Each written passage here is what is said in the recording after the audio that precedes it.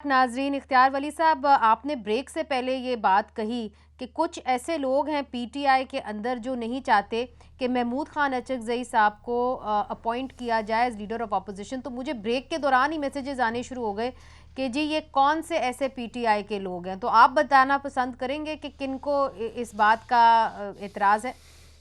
For that matter they needs to go to and visit. मेरे ख्याल में it's better कि वो विज़िट करें स्पीकर साहब को जिनको उन्होंने रिपोर्ट किया है। मैं तो आपको वहाँ की ख़बर दे रहा हूँ, स्पीकर साहब के ऑफ़िस की। लेकिन मैं ज़रा थोड़ा सा, इफ़ यू अलाउ मी, तो मैं ज़रा ये ऑपरेशन और डायलॉग पे ज़रा बात करना चाहता हूँ।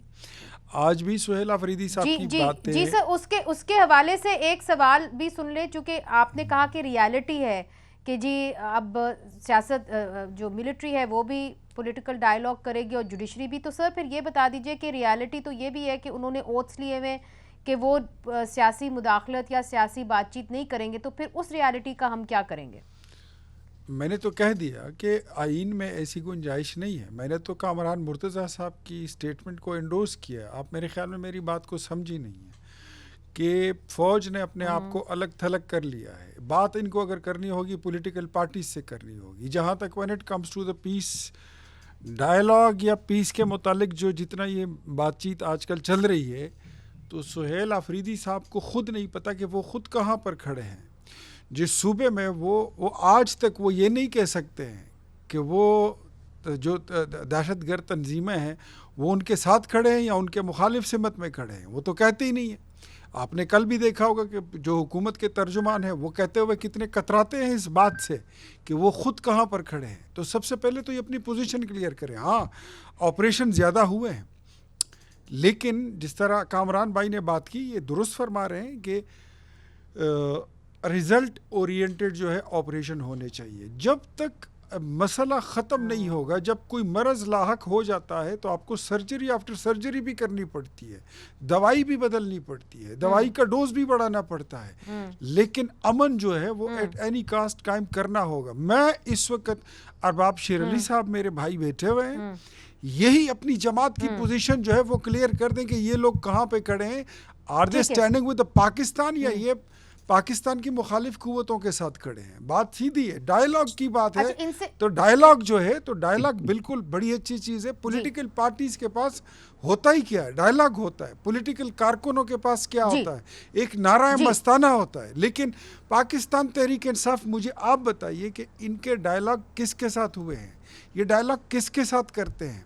ये जब अपनी हुकूमत में थे, अपनी हुकूमत में इन्होंने डायलॉग किसके साथ किया था? सर ये बड़ा आपने अहम सवाल किया है सर, ये आपने बहुत ही अहम सवाल किया है। लेट शेर अली अरबाब साहब आंसर दिस। पहला सवाल उन्होंने किया कि पहले तो आप क्लियर करें। सर मेरे पास, आपको पता है आप लोग ऐड देते हैं तो कुछ ऐड हमें भी मिल जाते हैं, तो इसीलिए वो ऐड सारा टाइम कहा जाता है।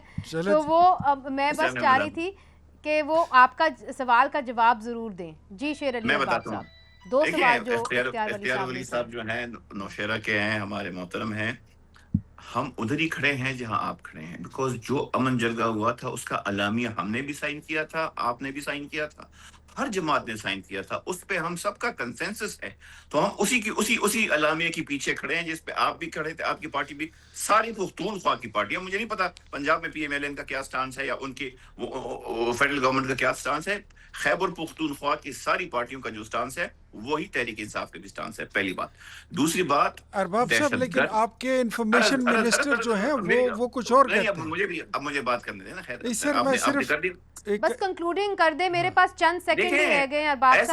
ऐसे तो हमारे जो मौजूदा वजीर आजम है, वो जब वजीर आला थे तो वो भी कह रहे थे कि जी हमारा और आपका नजरिया है कि बस उधर ही रहे, इधर ना है। अब मैं आपसे हर एक बंदे की जवाब सर, इमरान खान साहब दफ्तर बना के दे रहे थे जी।